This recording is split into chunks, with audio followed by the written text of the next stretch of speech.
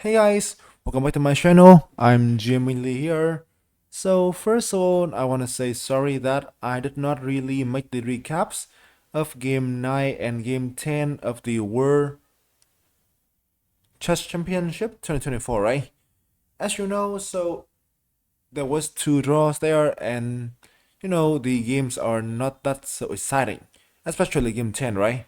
When Ding opted for the London variation again, he used it one I think in Game 6 and in Game 10 he used it again, and the game turned into I think a pretty reasonable game for Ding, but then instead of trying to find a way to play on in a pretty risk-free position, he decided to trade everything and go for the right away.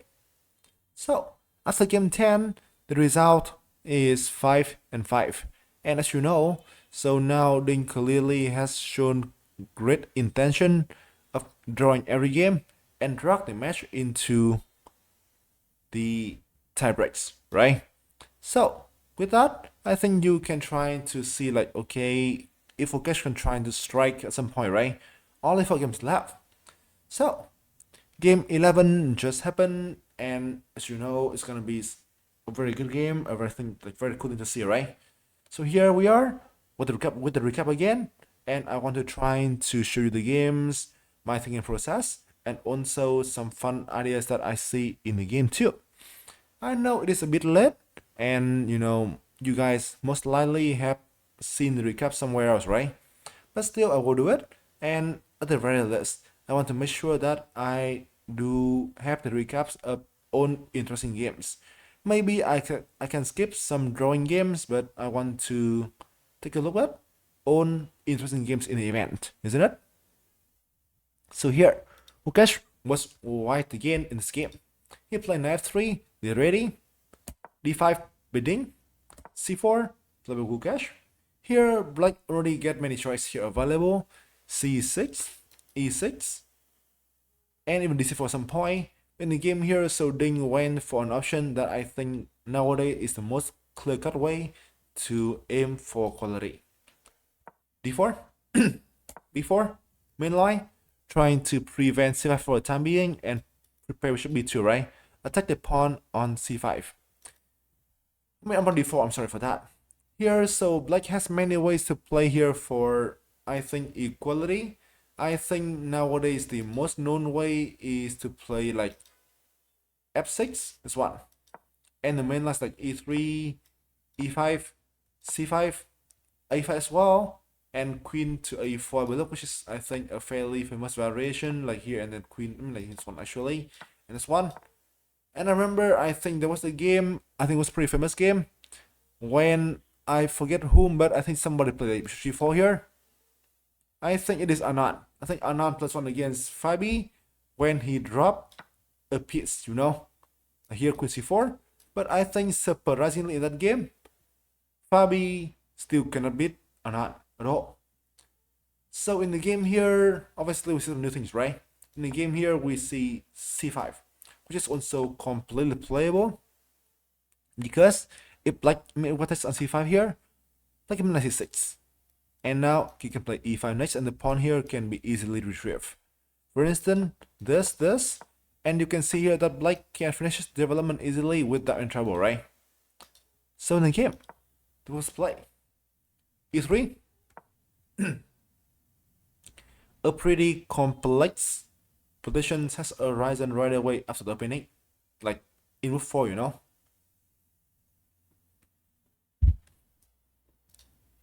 Here, this is still a fairly common opening territory. So here the main line is de3. The main line is de3, fe3, cb4, and d4. When although black is winning a pawn, but then white has a strong center, right? That seems like it can put some pressure on black's positions. In the game, Ding spent I think around 30 minutes right here to think, which obviously is not a very good sign, isn't it? I think he once again got out prep in the opening. He didn't look at the line very closely, so he wanted to avoid Gukesh prep by playing a somewhat rarer variation and to get him out of opening theories. In the game, knight f6 was played. In fact, in nearly 40 minutes of thought. A3, defend the pawn. G4, trying to pin the knight on F3. ED4, CD4, H3, F3. If you play H5 here, right? You can play G4, and the bishop here is pretty well located. Knight F5 can be considered, and normally white can be pretty happy with opening outcome. So to take the knight here is something more understandable, because here the attackers of the pawn is now taken, and somehow black can try to put some pressure on the king side later on, maybe on the queen side later on with like A5. In the game, queen F3, queen C7, and here, so the only real ways to play for an edge here is C5. C5. When A5 allows bishop B5 here, and now you can see here, somehow, it looks odd, but white can try and sacrifice a pawn in order to accelerate the development. In the game, Gukesh also thought for a while, he played D3 after 5 minutes, but this one is wrong, because now black can play A5 right away, which is played kind of instantly by Ding. The thing here with this move is that it kind of forces white to make a decision, which is not so easy by any means. Somehow, so if you play BA5, obviously the pawn here can become weakness, right? And it will ruin his pawn structures. If you play bishop B2, just keep the pawn being the same. You can play AB4, and now the pawn on B4 will become a weakness. For instance, E5, right? And the pawn here will surely become a weakness. That is a pretty interesting line here. For instance, with C5, you can play knight to A6, win a pawn, or you can even try to play something much more aggressive with this and queen A5, which you simply take back a piece instantly, right? So in the game, if it was play, I will catch. Also cut instantly, maybe D7. But now the problem now is that the square now is weakened, right? And black can try to exploit one whenever he wants. In the game, G3 was played by Gukesh, C5 instantly as well, bishop G2, and D7. So first of all here, I need to show you things that people might wonder why you can't play knight B3 to win material.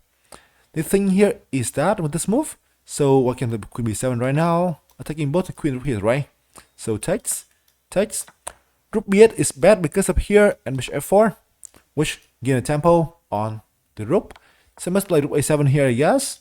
So checks, D7, and then here white can sacrifice an exchange, because right now these passers are looking quite annoying, right?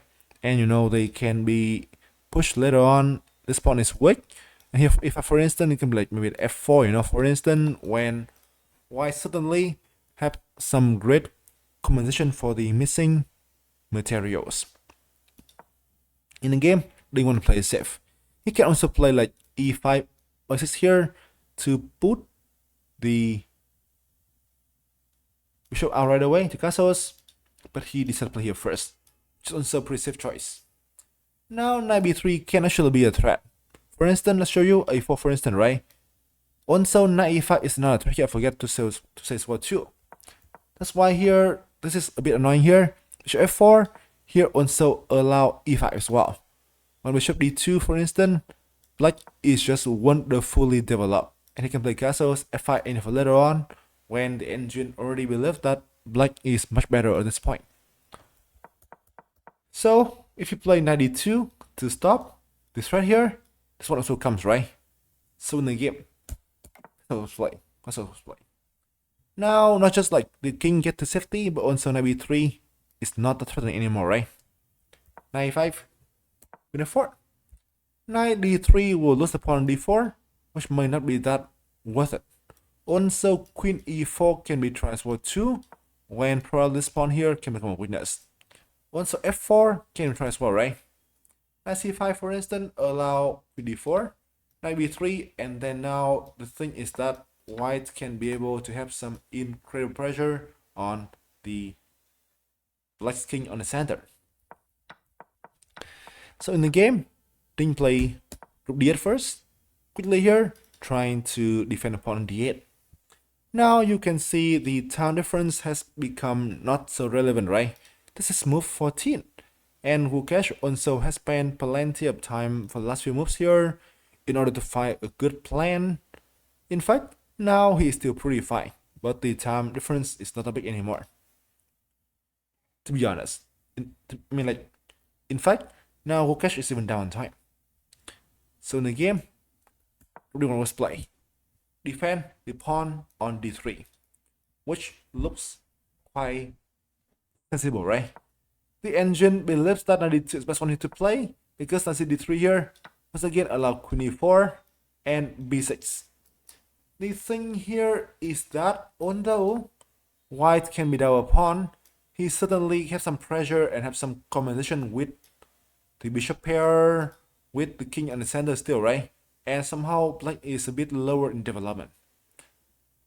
But in the game, Gukesh want to play safe for d1, which I think is fair, right? It's fair. Okay, so now we need to come to, I think this one is the critical moment of the game. In the game here, things went wrong. And also, I think if you watch Anishgiri and I think Leiko, I think so, right? Commentary, you should have known why. But here, so I want to tell you again. So here, black is better according to the engine. For what? The strong knights in the center, right? Some holes here that can be exploited. This pawn is a weakness. And obviously, the strong buy in c5 as well too, which is a strong outpost. So here, if what black wants to get better, he must develop bishop and finish his development, right? The first thing I want to show you here is that knight cd3 is a terrible choice because it allows rook d3 right away. When the pin just prevent black from taking back the knight, rook d3, right? So here, black has two choices, this and this. So for me, this one is better because when doing this, if white play a4, which is the same one he played in the game, right? This one comes, and this queen on f4 is in some trouble, you know? If the queen run away, the pawn here can be in trouble. Queen d4 also allow here, and the queen is also not feeling fun as well too. For instance, queen e3, this, and then the pin looks very annoying, right? For instance, queen e2, queen g3, or here as well too, and here black is doing incredibly well. In the game, didn't play g6. He may want to play here, but then somehow this slice, so the bishop doesn't really put that strong pressure on the queen anymore. So that's why Gukesh in the game just play a4 and ignores Ding's ideas. In the game, h5. So it turns out to be that Ding want to play here, isn't it? But the main thing is that this takes more time compared to e6 bishop d6, which I mean is a problem. Also after b6 here, this one, what I can say is that right now the pawn just deflect the queen, right? So if queen here, the pin can become annoying too. The knight here also needs coverage, right? This is suddenly of time here when this not so easy to play. Black has two moves. Queen here loses the knight for sure, so must play here or here, right? Queen b8, I think may allow bishop a3 when there are some definite pressure on the knight on c5. Bishop here, queen h4 is 5 for sure. So play here and queen e2. The pawn on a5 here can become a weakness, right? Which is not fun at all. Also, you can play queen to e4 as well with the same threats as before, right? As right now, knight c5 is impossible and impossible. So, in the game, didn't play queen d6. a3 still looks annoying, right? The pin right now and everything here looks not so fun. Bishop here takes the knight here and queen e4. Okay, so what do we have right now? So it seems like why just keep up and change make up bishop pair for the knight on c5, right? But I think as you can see for the last few moves, the knight on c5 is a huge, I think, strength of the black positions. It helped attacking on d3, defending b7, and do plenty of stuff. But now the knight is gone, and somehow that I think is a really good news for white. So in the game, 6 depend upon b7 obviously, knight a3. This 9 now can come to b5. Once again, very active, right? d7, c2. So Gukesh chose another plan. He played knight to c2 to attack on d4. The b file can be spent for the rook here to come to attack, right? b1 to b5 here can be a thing, and things are looking also very nice. Well, if black plays, let's say the castles, b1, and for instance here, right, b5 here, and then it is white who can think about some long-term pressure on the black's positions. The plan can be just like take here and take the pawn on a5. Also, this one can be tried, and white can think about creating a strong passers, isn't it? On b7. So in the game, Ding, after some thought, he shot the pawn right away. b6. Now it is move 22. Both players are down below 20 minutes. Gukesh is up on time again, and his progression now obviously gives him much more chances compared to how things was before. So b1, c7, b5. Although white is now a pawn, his bishop here is very strong, right? You can compare two bishops. The one on g2 is much better because it is controlling the main diagonal and it put pressure on the black pieces. Bishop a6 looks also pretty strong, but in reality, it just point out to the land that have no importance at all, lands to, atmosphere, and basically it does nothing to strengthen the black's positions. So that's why here bishop g2 is much better, and white has some good counterplay in the b5 as well, right? Castles obviously not a1. So here he can be one as well too, I guess here, and maybe like queen to e2 probably with this sort of ideas right here, or maybe like c5, and then these maneuvers can give white, I think, some also pretty good play. In the game, he played knight a1 with a cool idea of the nice maneuver, isn't it? This one is considered to be somewhat worse compared to b1, because here black can just play this one, for instance, knight b3, and then he can get rook e6. When the queen is kicked away, and this move is always available, right? Which help covering things. But in the game, then also I think now he is in some trouble. Maybe he realized that he was better before and now was somewhat worse. He just defended not so accurate at all. In the game, to be it, b3. b6 now lose the knight here, right? That's why this is, I think, an important resource for black. The game here is here, c5, b7. In reality, white can take the pawn here right away, because right here just takes, and now white have a strong pawn here, right? Take here also is bad because of here, and now these pawns can start rolling. If it doesn't do that, let's say here for instance, right, c5, and this is also looking very annoying too. In the game, Gukesh went for another approach. Rook db1, the pawn. So now this is the threat, right? So if black play like here, for instance, it allows knight to a6, which win material, right? But at this point, everybody expect to see knight b4, which block b5, right? Although it lost a pawn on b7, but this is like the best move here to survive in these positions.